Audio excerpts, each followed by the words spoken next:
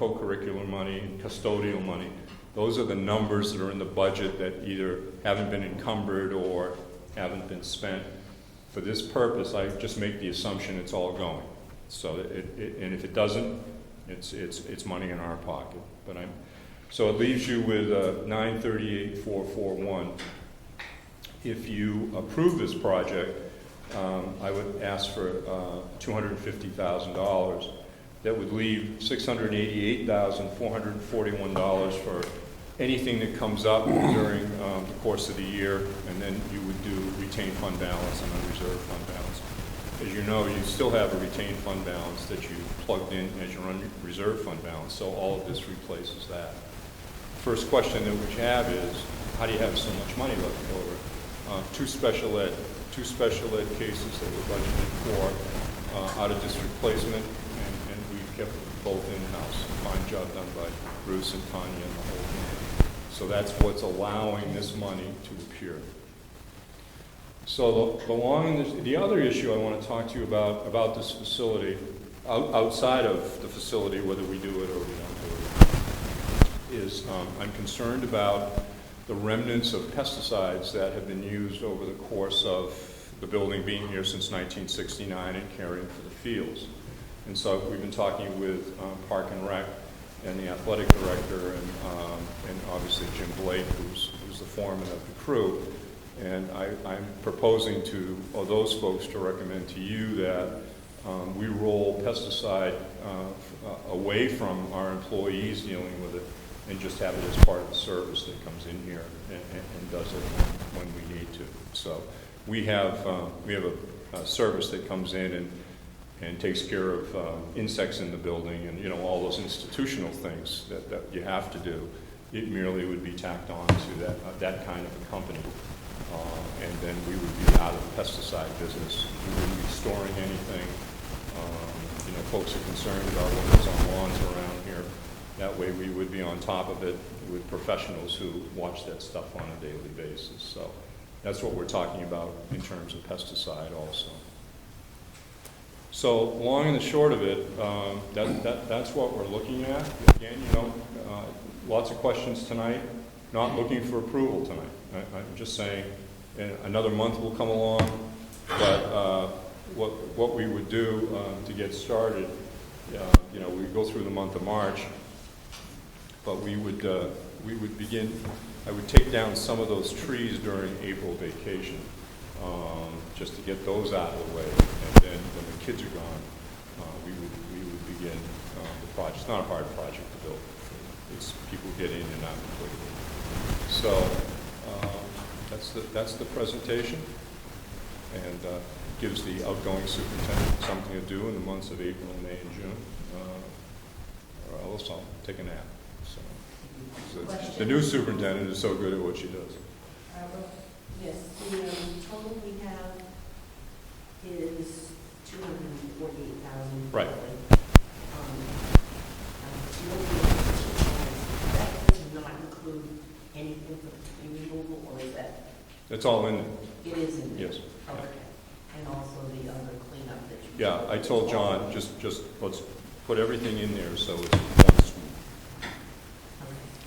But it excludes some things, where did I see it? General notes, under general notes. The following items are not included in the budget figure. We have to make allowance for those. Do you see where I am on it? That's the last page, Mark. Well, it's the second page on this.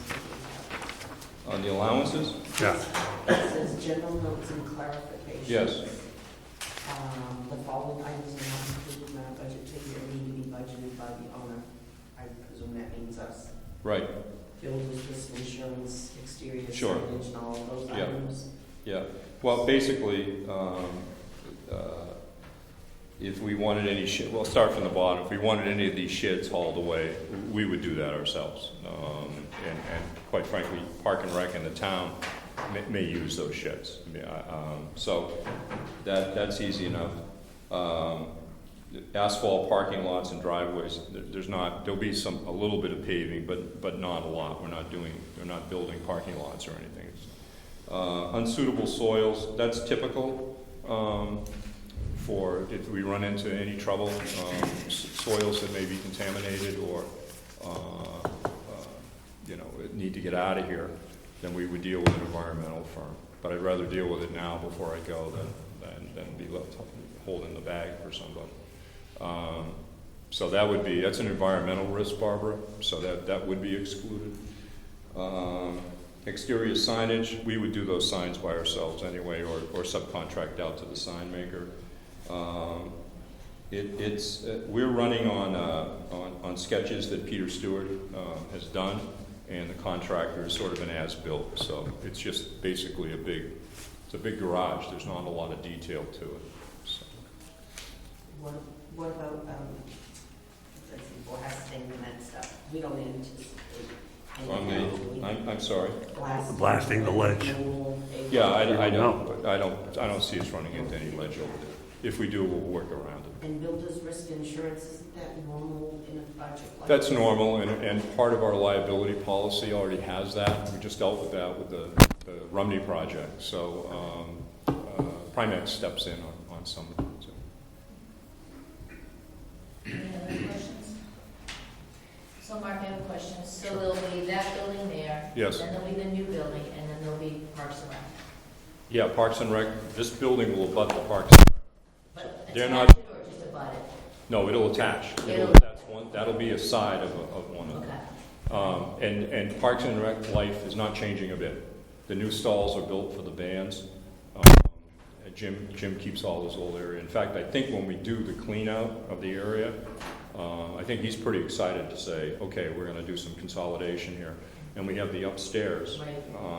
Again, that John and Jim are working out on what do you need up there. And then Bruce also has been beginning the process of cleaning out some of these other bays to see what space we have. Okay. And then, Mark, when you talk about the chemicals, so keeping the employees away from them is a goal, and then keeping them off campus, which is a great goal, and then going organic or green, or not taking that leap yet because it's big money between the two. Would that be- It's way out of my league. Okay. I think the folks that know what they're doing, I want to keep the pests from eating our fields, but I would love to have the best that we can have in terms of pesticides. But I would leave it up to all those people that know that business. I don't know anything about it, so I still run around with a Raid bottle. Right. But having them do it, sometimes they can consult with some of the worser of evils kind of thing. You know, Yeah, I and deal there's- with those guys at conferences and stuff. yeah. I think no matter what pesticides you use, people don't want you walking on those lawns. And I think sometimes people mistake those signs. It may be horrible or poisonous, but it's just stay away from it. It may be actually okay. They just don't want people trampling on it. So when people see the signs for our lawns, they think we're just mean-spirited people that want to keep people out from playing. That's not the issue at all. We're trying to keep the fields in good shape and take care of them. Barbara, so I just want to make sure I understand that portion correctly. Mhm. Currently, our people in health have been taking care of that, and you want to move towards having professional outsource. We have a combination. Some of our folks do some of the chemicals, and then also companies come in and help us. I want to completely get out of the chemical business. I don't want to have anything to do with it. I don't want it stored here. I don't want it anywhere around it. And I want the pros to come in when we tell them to do the fields and then skedaddle. I think that makes sense, but do we have a line item for that, or is it going to be like? It's in the Park and Rec, portion of your budget, under supplies in that area. And those costs are split with the town of Plymouth Elementary School and Plymouth Regional High School, because they care for the lawns in all of those locations. Okay, great. One more question. Are you going to do this at policy and budget, but I'm wondering if you can walk us through the budgeting for it? And Sure. you have, Yes. you have it here, sort of a sketched outline. Right, The 1.8 million, right. where's the special ed, extra special ed money that wasn't used? In policy and budget, I'll hand you out the line items. And you look under tuition, Okay. and then you'll find that. All right. Great, okay, batting cage proposal. Yes, and this is from athletics, and they want to formalize an informal batting cage that's over there, actually put a roof on the existing area where the batting cage is. And Bob and Bruce jump in, Sam, you might know this area better than I do. But currently we have a batting cage over behind the third baseline, and it does not have a roof, and it basically was a project of volunteers. What the baseball folks are proposing is that a metal Correct. roof, protective metal roof go over the top of the batting cage, and they'll do some work on the batting cage.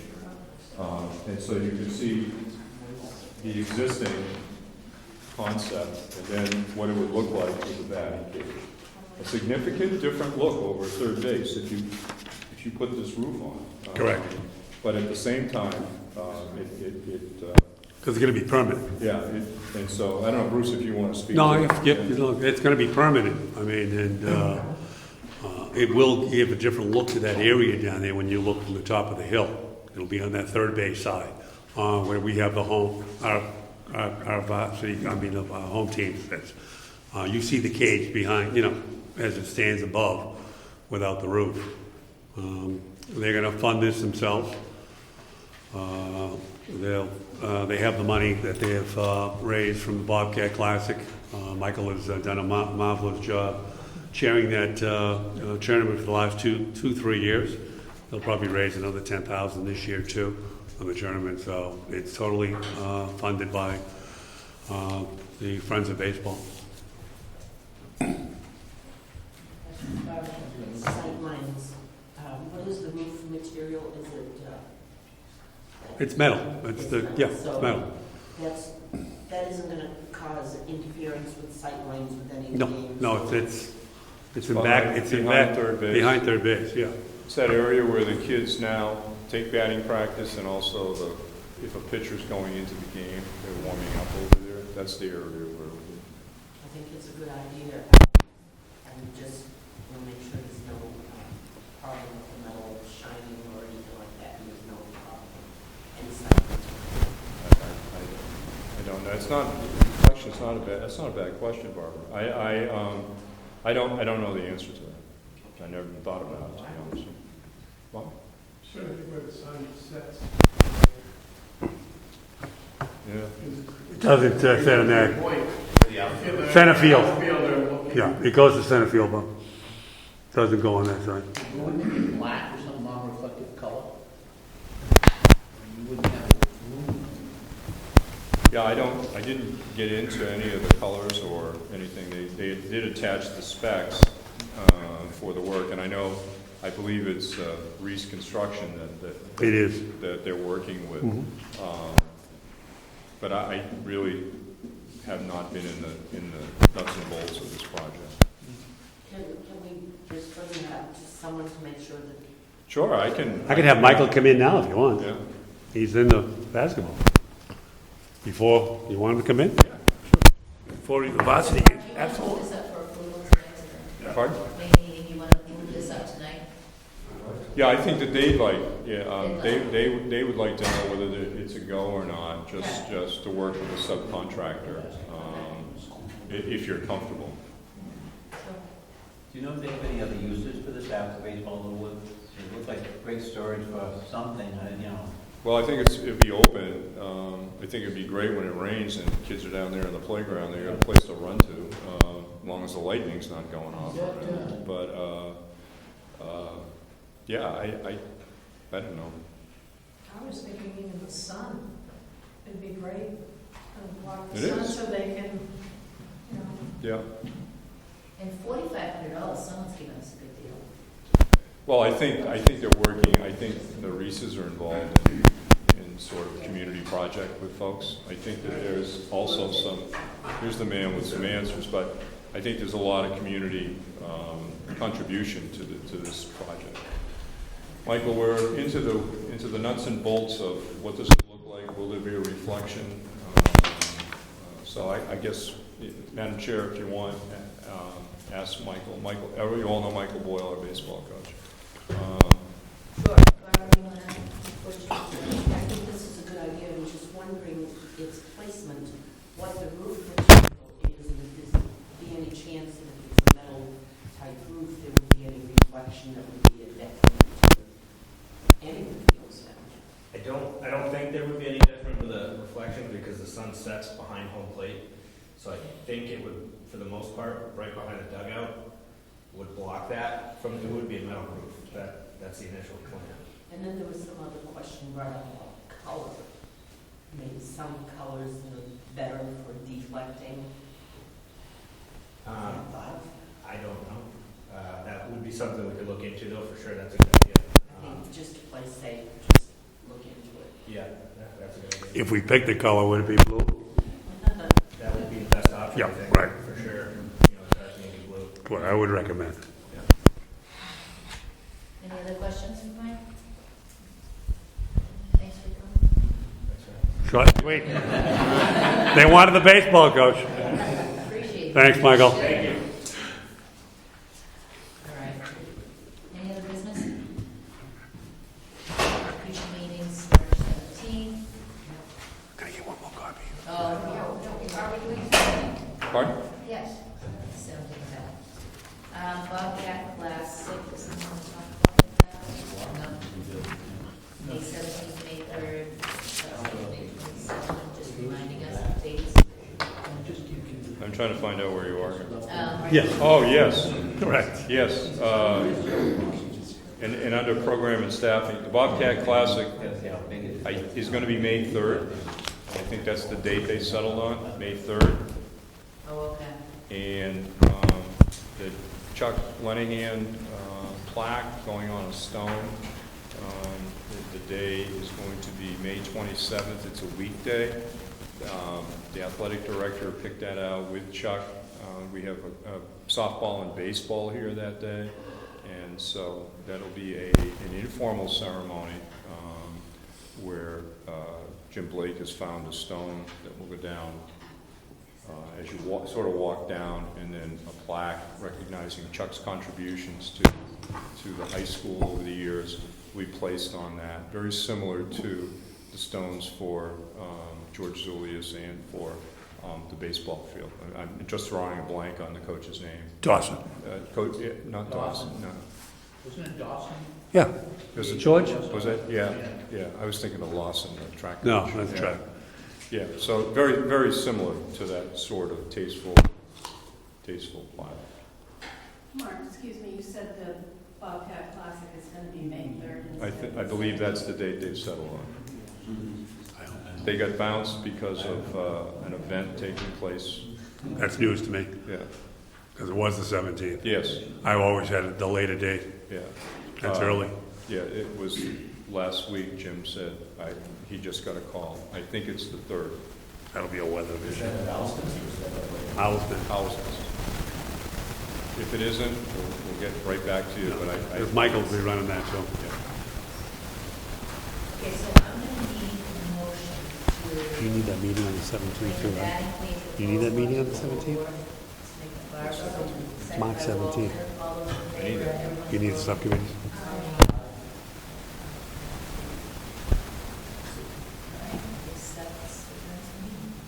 So, Madam Chair, if we could, we will be meeting on the 17th, and if you have any concerns about these two projects, we could bring them up then and perhaps move them at that time. So it gives you a couple weeks to think about it. It gives us a few more weeks of making sure the numbers hold at the same time. Thank you. Agenda review and disposition. Okay. Approval of the minutes of February 21. Any changes? Minutes are approved as written. Fiscal year 2020 budget update. I'm handing you off a line. You usually just put this on the line. I wanted you to really make sure you have a copy of this. And we follow it a lot more closely from here on out. And I will also be given out a copy of revenue updates for you too.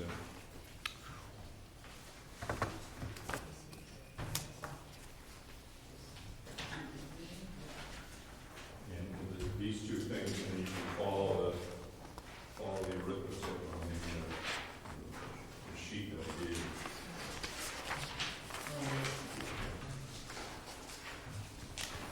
Oh, we need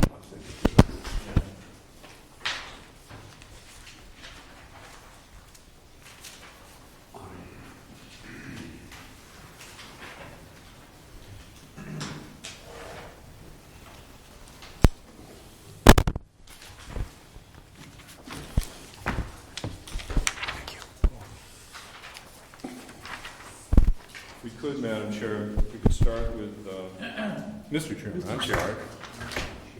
I'm in so many meetings, Peter, I don't know where I am. Especially at my advancing age. I'm lucky to know if I'm in Campton or Plymouth or where I'm at. On the revenue sheet that you have in front of you, revenues are tracking, they're pretty good. Except for a couple categories. So unreserved fund balance, obviously that was in-house money that we used to offset the tax rate or the assessment. Special ed aid, we predicted 51,000. We were getting 67,000. That came in better than we expected. Equitable ed aid, we expect to come in at the right number. Vocational tuition from the state, we have 34,000 so far. Medicaid, this is where we run into our first stumble. As you know, the Medicaid changes, the federal government rejected how the state of New Hampshire was doing business. We needed to change rules as a state. That's been done, and now we're picking up the pieces and beginning the process of billing. That $20,000 that you see there was left over from the previous year. And so that came in after the books were closed. So that's why we actually have 20,000. So right now we're down $99,122. IDEA, that's the special ed money from the feds. I'm not worried about that. And Title I money is coming in just fine. I'm not concerned with that. Local tuition, regular and special ed, we billed $199,439. We had projected $375,000. That was a couple curveballs from Waterville Valley and a couple of the other districts. As you know, each student is about $20,000. So if you're off 5 or 6 students, or 5 or 6 students move or go do whatever they do, all of a sudden you're in the hole. So right now we're at 199,000. So we're off 175,000. If you add the 99 and the 175, you get to 274. And when you look at the little calculation sheet, what I have to make up for, you'll see that's the 274, and it says revenue offset. Are we apt to at any point recoup any of the $120,000 in Medicare? We will, yes, we will get an awful lot of that, but I'm in the month of March, I'm writing it all off at the moment. And are we going to get any more tuition, or is it $200,000 all we want to get? That's about what we're going to get. Okay? So the important thing is that you're comfortable with my little handwritten sheet, that you understand where those numbers are coming from. So those are the revenues. And as you look down in assessment, you see everybody is tracking from paying either 67% like Wentworth down to basically 55%, and then you know what goes on with the treasurer. So those are the revenues. Any questions on the revenues at all? I'd like to, if I could, I just want to dive into Maureen's question, because that's the question of the night. Where is the bulk of the $1.8 million? And if you turn to page 6, did I run the copies with my little notes on? Okay. And Maureen, if you look at that special ed tuition line item, $900,000 was budgeted. We've expended $100,000 so far. We have and $90,000 in encumbrances. And right now, if things hold, we have about $600,000 in that account. That can change, but we're coming up on the end of the third quarter, and we usually can work our way toward the end. And then you see purchase of services up above at $27,000. So that's the real determining budget flex, right in special ed. If you see you'll see some of the overages in some of the categories, but that's really the heart and soul of the budget flex. Remember, when we do our budgeting, we look at our folks and we do worst case scenario, and we do what we can to keep in-house. We did very well with 2 students who were major ticketing items, working with the family and keeping the program here. Can you go in to say how much it would cost to send those students without where they are? Oh, $350 apiece. And so that's where you get a number like 6 something.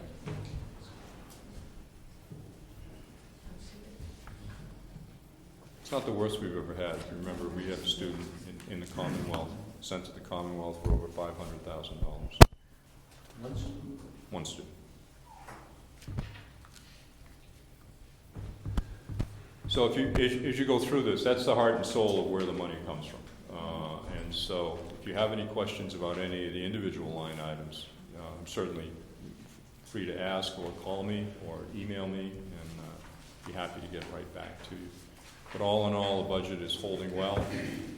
We'll have a little bit of flex, perhaps, to do some things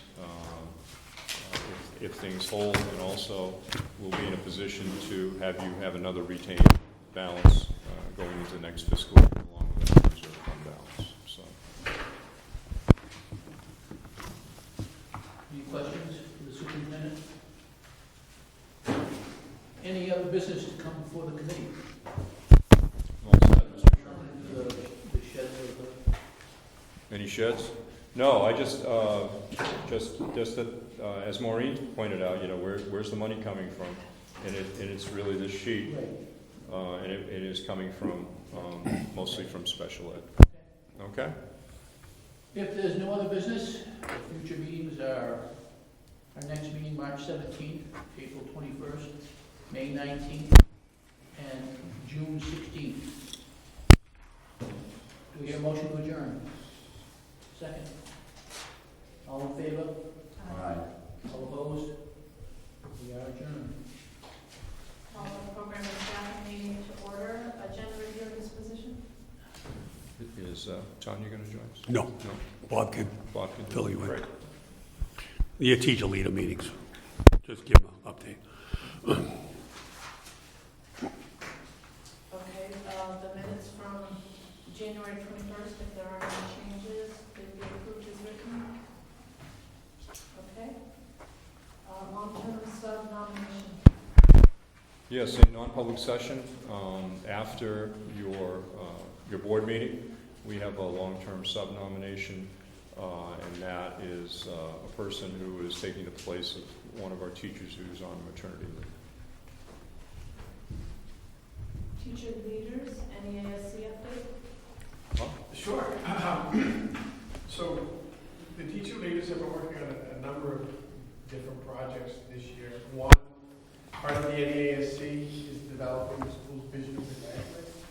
And as some of you know, we had that activity last year. We brought in community members, and then we had another activity this year with the students.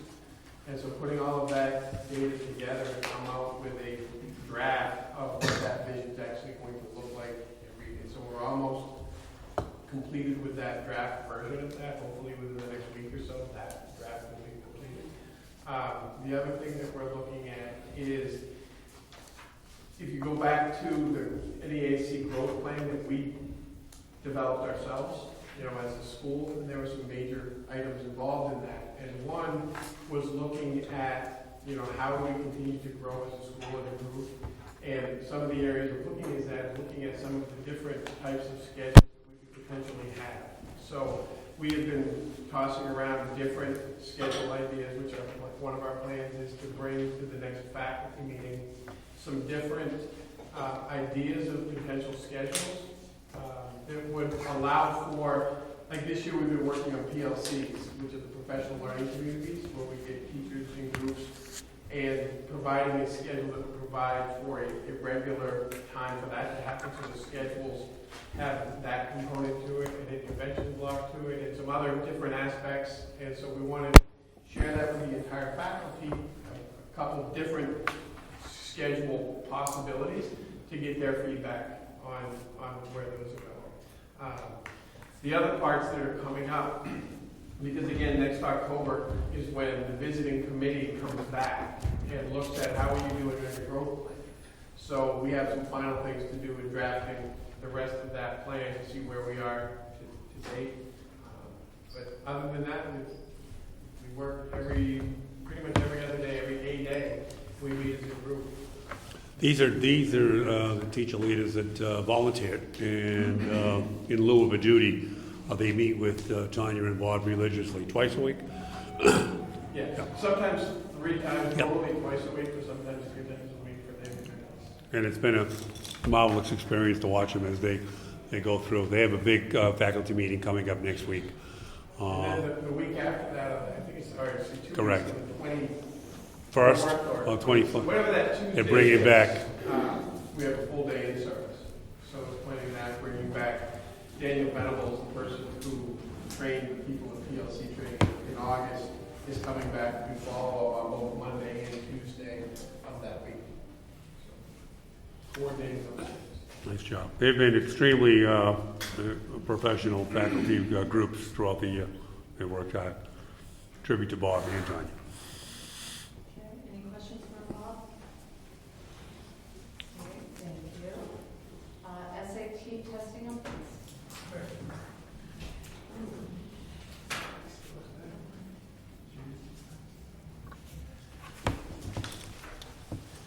So what I hope to do when you look at this packet, there's a lot of information in there, and I'm not going to get knee deep into a lot of the information, but I hope to do 2 things with the information.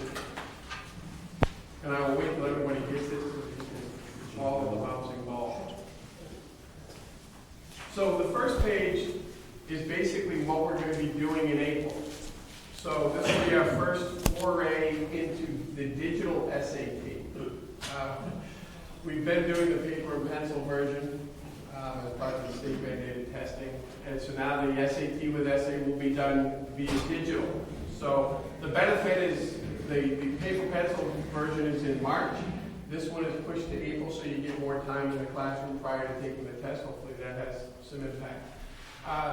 It's a 3-day window, which is also helpful. Not that we expect to have a snow day on April 14th, but unlike the paper and pencil version, which has happened when you have a snow day, now you have to push it for a full 6 weeks to schedule it. This, they give you 3 days to, you still have to test in the 1 day, but they give you that window. You can either do it the 14th, the 15th, or the 16th, so we're choosing to do it on the 14th.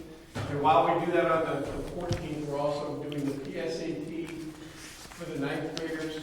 So it's the PSAT 8-9 version for the 9th graders, the PSAT 10 for the 10th graders, and then the SAT. And the only one that's digital is the 11th graders SAT. The 9th and 10th graders are doing paper. This next page shows you in comparison. So it's the class of 2021, which is our current juniors. Those are the students that will be taking the SAT this year. So as a comparison, I have their test scores from when they were in 9th grade, in 10th grade, when the number of students that are in that class took the regular National Merit Scholarship qualifying test in this October. Compare that to last year's group of, or this year's seniors, who were last year's SAT test takers, to see where this year's group compares to last year's group. And so you can see, as a general predictor of where we think our scores could be based on following and tracking them over the 3 years in comparison to the year before.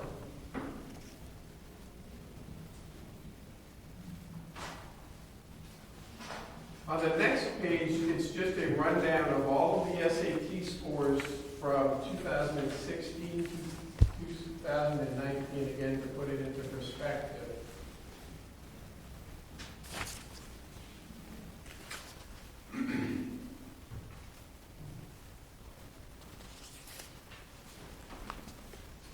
So, again, not that I can predict what's going to happen, but if you actually turn to the page which shows, it looks like this, I didn't number the pages. It has all of the, so this is data that I took off of the New Hampshire Department of Education's iReports website. And what they do is they give all of the SAT data for every school, both on the evidence-based reading and writing, which is the ELA portion of it, and the math. And the percentages that you see are the percentages of students in those schools that met the benchmark. Okay? One for evidence-based reading and writing, and the other one for math. Now, the difference between the benchmarks, on the SAT, the benchmark for evidence-based reading and writing is a 480. The benchmark for math is a 530. So, again, that's a college board thing, but there's a big 50-point difference between beating the benchmark in English or evidence-based reading and writing and meeting it. Do all the schools in the high school use this test now? I mean, Yeah. so This student is a mandated, this is the state accountability test Okay. for the juniors in high school in the state of New Hampshire. Okay. I just didn't know if some of these are just selectively No, there are college-bound students. No, this is the 85, I believe there are 85 high schools in the Yep, state of New there is. Hampshire. And this is every single junior needs to take this unless they're doing it through the DLM, which is for students who wouldn't take that. All right, thank you. And so he's you got can both see- 18, he's got 18 and 19, so you can, two classes are totally different. Every class is totally different that comes through here. Like you can see, this year's seniors, Yeah. again, I rank them, the state doesn't rank them, even though, but to show you where, there's some schools, the top school had over 90% meeting the benchmark in evidence-based reading and writing, the same in math. We were tied for 19th in evidence-based reading and writing, and we were tied for 22nd. Again, 71% of our students met the benchmark in evidence-based reading and writing. 49% of our students met it in math, and we were 22nd. If you go to the last page, the last group of pages, these are the results that I had last year from the class of 2019. So these are the 2018 SAT scores, where, again, you have to go further down the list to find us. So there was a big improvement with this year's current seniors. And again, if you follow the track of our current juniors, they're below, slightly below where this group was.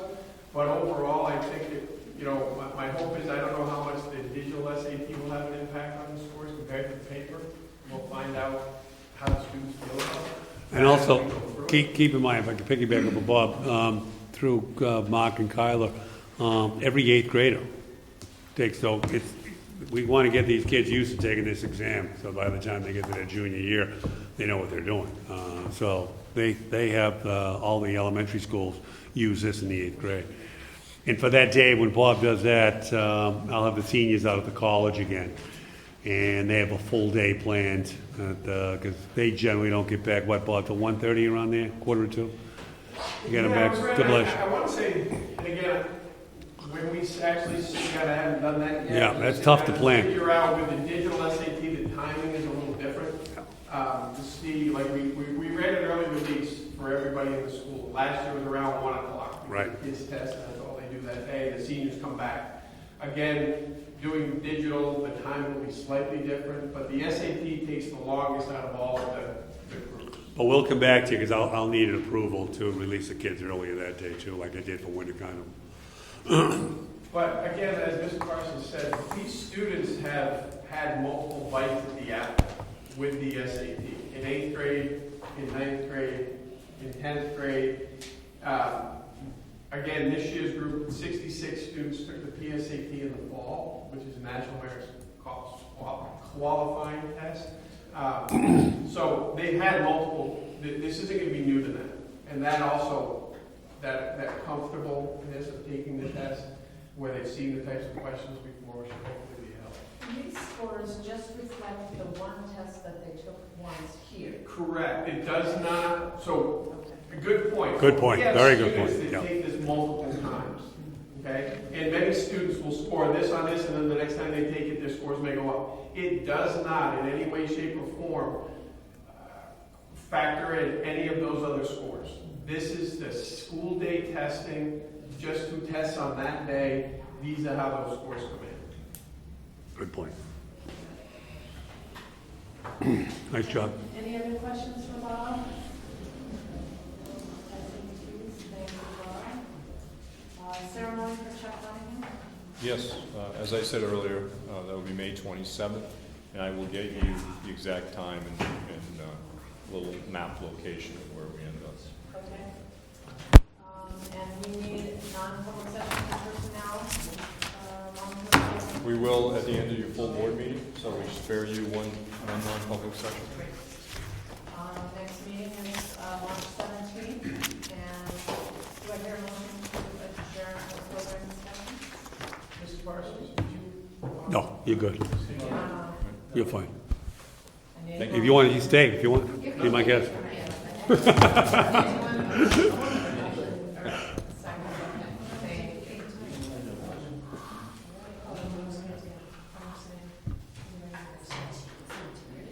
I'll call the candidate for board.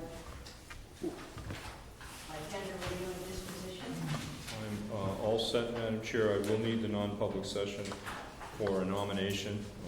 It should be a very quick non-public. The minutes. We have 2 sets of minutes to approve. And unless there are any corrections or additions, amendments, they stand approved as written. Did the student give you anything to report? Nothing. I didn't meet with her today. Sorry. Superintendent's report. Yes, Madam Chair. I just have a couple things. First, I wanted to let you know that today I went to a legislative hearing on the governor's 10-year road construction schedule, and it was the House Public Works Committee was meeting, and with the help of Senator Guida, we went down and testified on behalf of the town of Plymouth. And we, on that 10-year construction plan is a state, some help for Highland Street. And the plan is to coordinate and align the intersection of Old Wardbridge Road, Reservoir Road, and Broadway. And in there would be looking at potentially a turning lane, potentially a stoplight, but just looking at that intersection and making it safer and cleaner. You're saying Highland, not Broadway? Highland, yeah. The project begins at the corner of Broadway, just where we did it 2 years ago. What happened was the town basically put a Band-Aid on that road. That pavement, according to the highway superintendent, will last about 5 years. And so they did some significant drainage work, but it is a Band-Aid.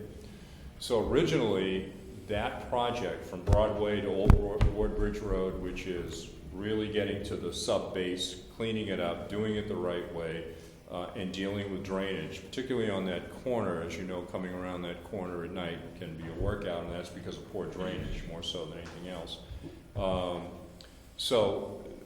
What the state had originally proposed in the first 10-year draft was that project would take place in the year 2022, 2 years from now. And then through an administrative issue, I don't know who the players were or what went on, the town of Plymouth didn't respond, and somehow then we moved down in October in the fall, and then we got knocked down to 2027. Senator Guida picked that up, and God bless him, he got a hold of us and said, listen, we need to get this back up to 2022 that committee responds to people coming in front of them and making their case.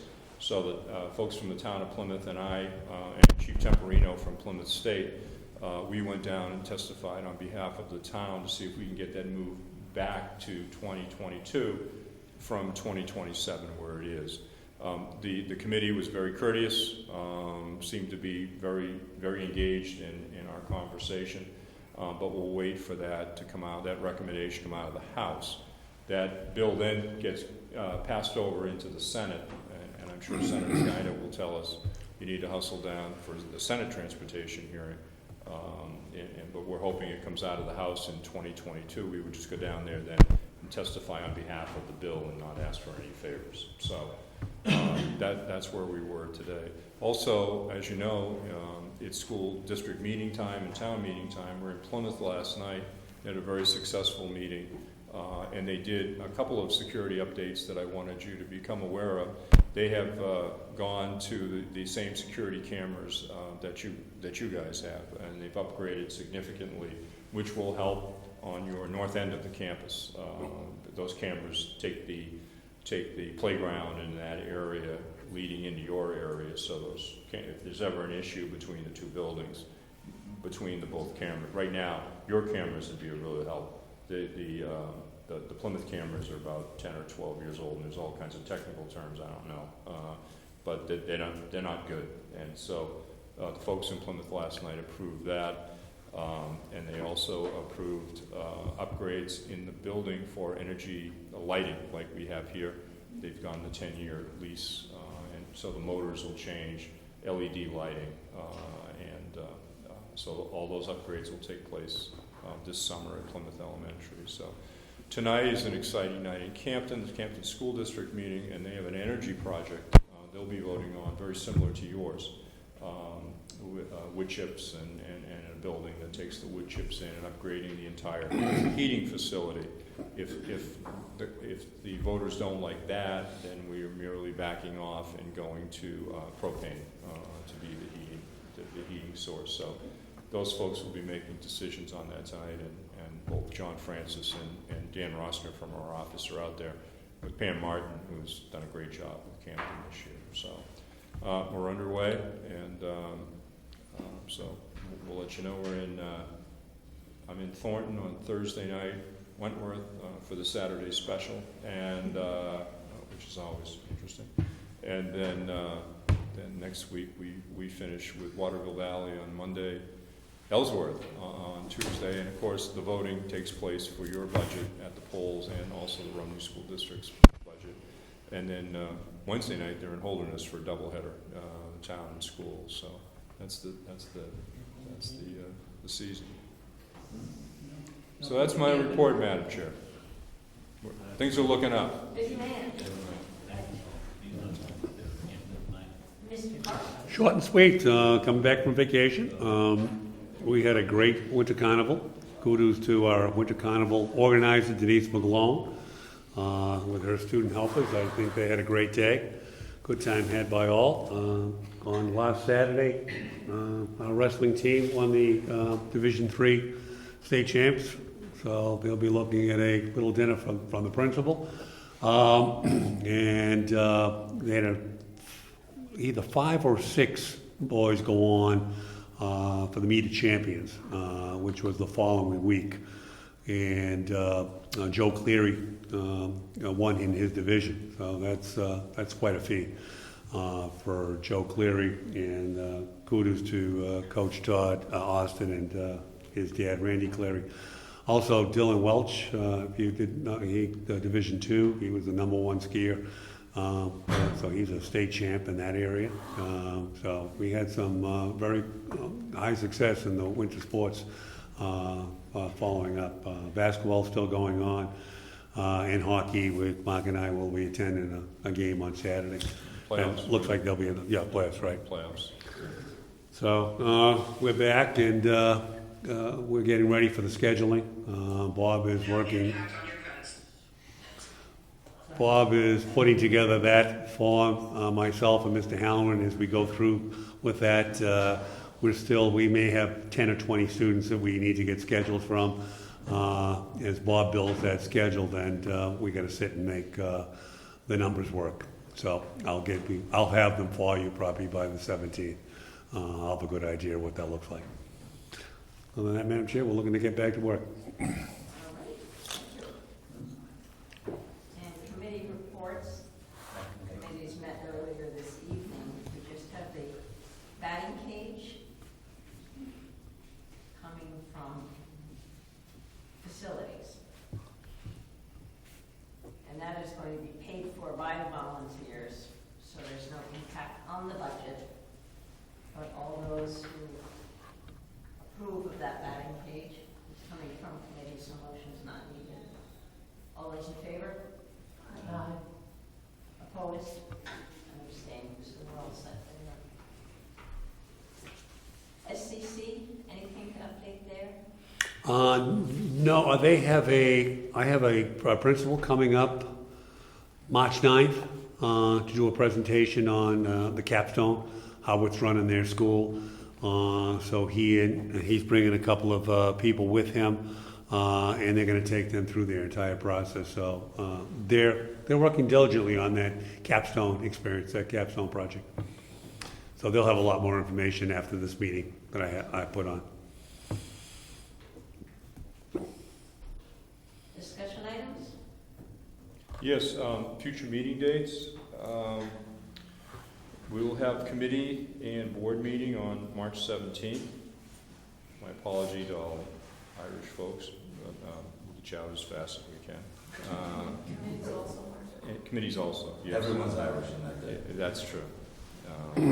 And then in lieu of April 7th, if I could schedule, if we needed, a board meeting for Tuesday, March 31st. As Bruce said, Bob and Bruce and I will be working with the schedule and working with the number of faculty that we need. So I'd like to have as a backup for the 17th, March 31st. Good what idea. we would be doing that night is if we have to meet, we do any business that perhaps we had to do, but that would be going over the number of FTEs that we need. Remember, we need to tell folks by April 15th whether their contract is going to be reduced or not. If everything is fine, we don't have any deadlines. But if we are going to reduce folks, even a 0.2, they need to know that by April 15th. So I ask your indulgence if we could, and I won't make you meet on April 7th, if we could schedule the 17th for committee and board and the 31st for board, and then we wouldn't meet again until April 21st. Fair enough? So folks okay with that? Yeah. Thank All you. right. Thank you. Madam Chair, I don't know if you wanted a report out of policy and budget and program and staffing, or if you're all happy with what you heard at the committee level. I didn't know where it was, it's televised and all. If people feel we should, then we certainly can. No, I just, I don't think we need to, we were all here. yeah.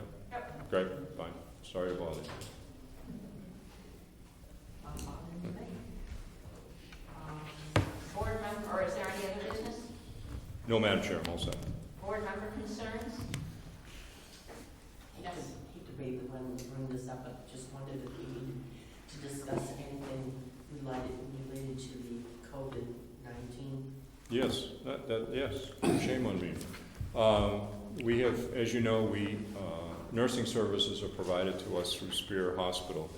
And we have been in touch with Spear, and in fact, a letter went out to all parents and staff members on Spear stationary. Kyla and I met with telephone conference with the folks from the hospital, and Kyla has been in contact with the hospital on a daily basis. And so we did have a couple of people that were in Italy. Those folks are they're employees, not here at the high school, but in a couple of the other districts, and they're at home for a period of time.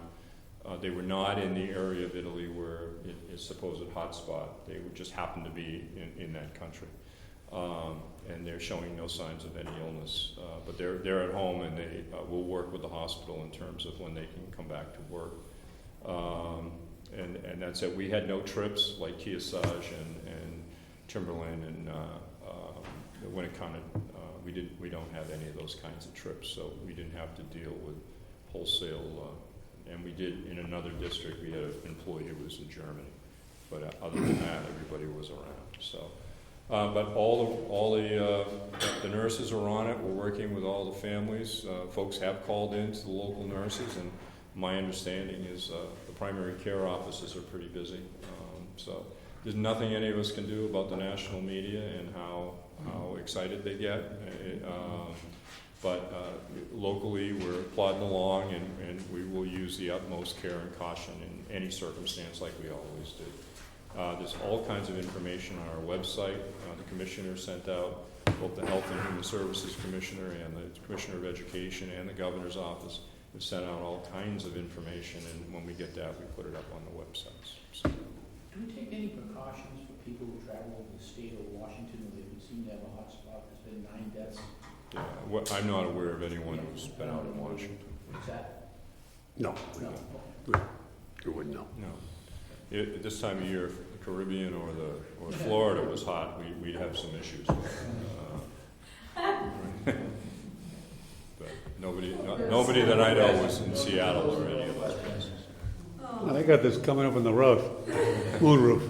And they haven't given you any guidance yet as to how to handle it when students come in or students who have been here do come down with it. Is the CDC sending out any information yet for schools and how schools are receiving? Oh, if they actually come down with it, they take over and take the child. So, we don't, yeah. They're not asking people to shut down schools and... No, Yeah. no, I'm not aware of anybody. In New Hampshire, I think, in fact, it's interesting. My understanding is that from the federal government, China is the one country that they're most concerned about. But apparently, some of the states have gone beyond that and said anybody who's got anything, we keep an eye on those folks. But the employee who came from Italy landed in Boston and know anything, and she was sort of surprised by that. And then immediately contacted us and said, "Stay home, we'll be in touch." All right, Dave, thank you. I don't have a concern, but I would like to take this opportunity to thank Maureen O'Hara, who is attending her last meeting. Thank you. She filled in for the town of Romney when we needed her and they needed her, and we appreciated your wisdom. And we'd just like to give you a gift certificate to Thank 6 you. for Bistro. Thank you. Thank you so much. I just want to say it's been a pleasure to participate on the committee, and it's great to see things continue to thrive here at the high school. Just a great job, Mr. Parsons.